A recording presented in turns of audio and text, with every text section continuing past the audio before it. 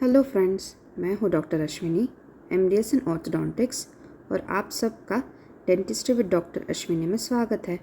हमने पिछले वीडियो में दांत के प्रकार और उनके उपयोग देखे थे। आज इस वीडियो में हम दांत के अंदर के भाग जानेंगे।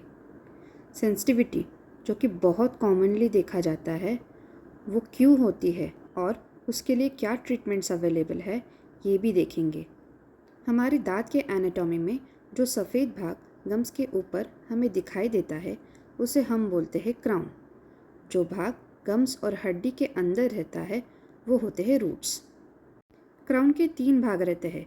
बाहर का सफ़ेद भाग होता है इनामल। इनामल हमारे बॉडी का सबसे मजबूत यानी सबसे हार्ड पार्ट रहता है। वो हमारे हड्डी से भी हार्ड रहता है, इसलिए उसका टूटना बहुत मुश्किल होता है। उसके अंदर रहता है डेंटिन। डेंटिन काफ़ी हद तक हमारे हार्ड जैसा रहता है, पर वो इनामल से कम हार्ड रहता है। उसके अंदर होती है पल्प कैविटी, जिसमें हमारी नस यानी नर्व्स और ब्लड सप्लाई रहते हैं, जो दांतों को जिंदा रखते हैं। ये ब्लड वेसल्स और नर्व्स नीचे रूट कैनाल से ऊपर पल्प चैम्बर में आते हैं। ये रूट कैनाल रूट में स्थित होते हैं। रूट्स के बाहरी हिस्से में आता है सीमेंटम, जो रूट कैनाल्स को कवर करते हैं। कुछ केसेस में पीछे के दांत घिस जाते हैं और उनका इनामल लेयर निकल जाता है। उन पेशेंट्स को ठंडा या गर्म खाने पर सेंसिटिविटी महसूस होती है। अब इसका एक कारण ये हो सकता है कि पेशेंट बहुत ज़ोर से चबाता है, जिसको हम क्लेंचिंग भी बोलते हैं, जिससे ऊपर का इनामल धीरे धीरे निकल जाता है। दूसरा कारण हो सकता है कि वो पेशेंट एसिडिक फूड्स और कोल्ड ड्रिंक्स का ज़्यादा सेवन करता हो, जिससे भी ऊपर का इनामल लेयर निकल जाता है। कुछ केसेस में पेशेंट्स बहुत ज़ोर से या गलत टेक्निक से ब्रश करते हैं, जिससे दांत के निचले हिस्से में खड्डे हो जाते हैं, जिसे हम बोलते हैं अब्फ्रैक्शन। कोई पेशेंट्स में टंग पियर्सिंग यानी जीभ का गहना लगाने से भी दांत खिंच जाते हैं। धीरे धीरे ये कैविटीज़ गलत ब्रशिंग से बढ़ने लगते हैं। ये हमें दांत के निचले हिस्से में वी शेप नॉच जैसे दिखते हैं। दांत के नीचे इसलिए क्योंकि वहाँ इनामल और डेंटिन पतला होता है और वे आसानी से घिस जाते हैं। कुछ एक्सट्रीम केसेस में कैविटी इतनी गहरी हो जाती है कि पल्प चैम्बर एक्सपोज हो जाता है।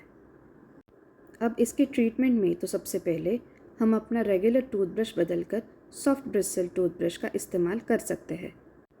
ब्रशिंग ज़ोर से ना करके सही टेक्निक से करना चाहिए। सही टेक्निक का मैं आपको वीडियो अलग से ज़रूर दिखाऊंगी। जो कैविटी इनामल और डेंटिन तक सीमित हो, उनमें हम दांत के कलर का सीमेंट भर के बंद कर सकते हैं।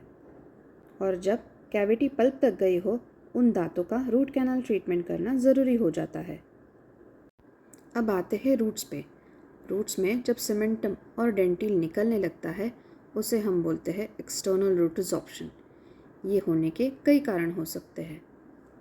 पहला कारण हो सकता है ट्रॉमेटिक इंजरी, यानी उस दांत को ज़ोर से कुछ लगना।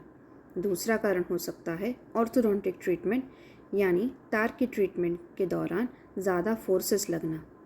तीसरा कारण हो सकता है लंबे समय का इन्फेक्शन, जिसे हम बोलते हैं क्रॉनिक इन्फेक्शन।